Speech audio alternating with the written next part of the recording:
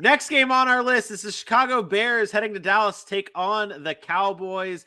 Cowboys are favorites in this game by 9.5 points with an over-under of 42.5. Justin Fields for the Bears is the most sacked quarterback in the league, most pressured quarterback in the league, and now he's matched up against one of the best pass rushes in the league in the Dallas Cowboys. HA, how do you game plan for this if you're the Bears and you're trying to avoid killing your future franchise quarterback? What's the game plan have to look like?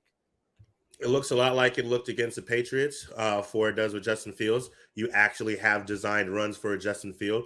You use his strengths to attack. You get him out in space, you allow him to run the ball, and then that way, once he's dropping back, there's always that chance that he can run the ball, and you have to keep somebody in to watch him, which allows him to have some time to throw. It's going to be very tough because this is one of the best defenses in the league. This is a team that can get after the quarterback. There's a Micah Parsons, so you never know where he's going to be, and wherever he decides to line up, he's still capable of beating you from that position. But if you want a good chance, if you want to be able to put points on the board, you have to attack it with the run game. You have to allow Justin Fields to use his legs, and not just from a place of fear, but from a place of confidence and desire. And I think that starts with getting those design runs like he did last week against the Patriots. And we talk about the Patriots. They know what they want to do on the defensive side of the ball when someone's coming in, and they weren't able to stop it. I'm not saying it's going to be that easy against Dallas. They've proven to do what they need on the defensive side of the ball, but it starts with being able to run the ball with Justin Fields and allowing him to get out in space. First of all, Vinny, don't ever disrespect my Dallas Cowboys again. One of the best the best pass rush in the NFL. The best. They lead in sacks. They lead in win rate, pass rush win rate. They are the best pass rush in the NFL, and this is going to absolutely be a massacre of Justin Fields. Justin Fields doesn't have a chance, and it's not his fault.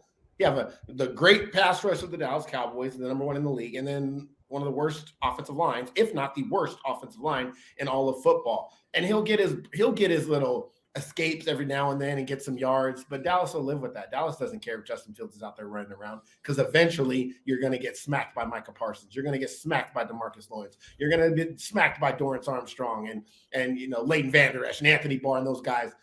Eventually they're going to get to him, and eventually it's just going to be too much. And then you're going to start seeing the turnovers, the fumbles, the forced throws, the interceptions by Trayvon Diggs. This Dallas defense is going to be too much for the Chicago Bears. The difference between playing a Patriots team and playing a Dallas Cowboys team is Dallas is not afraid to give up big plays, right? So Dallas will take chances, and then what happens with those chances? Justin Fields is trying to fit balls in like he did against New England. New England doesn't take a lot of chances. They just play very sound football. Dallas takes chances, and they're going to get some turnovers, and that's going to be the difference. They've been able to turn the ball over. They're second in the NFL in turnover differential, only behind Philly, who's also really good at the things that I mentioned that Dallas is good at. I just think it's too much. And then offensively, I think Dallas will do enough. I don't think it's going to look great, but I think Dallas will do enough to kind of move the ball and score. That's where I was going to shift next, is defensively for the Bears. That's their strong point. That's what they're the best at is their defense. Not the best in the league, but the best in terms of their offense and defense. And last week we saw Dak Prescott in his return only throw for just a little bit more than 200 yards. It wasn't really a phenomenal game for Dak Prescott. It wasn't a bad game by any means, but now you might be looking at a no Ezekiel Elliott in this offense, and Dak Prescott now having a second week back. What do you want to see from this offense, particularly with Dak Prescott this week against a better Bears defense? Nothing. I don't think it matters as long as you don't turn the football over.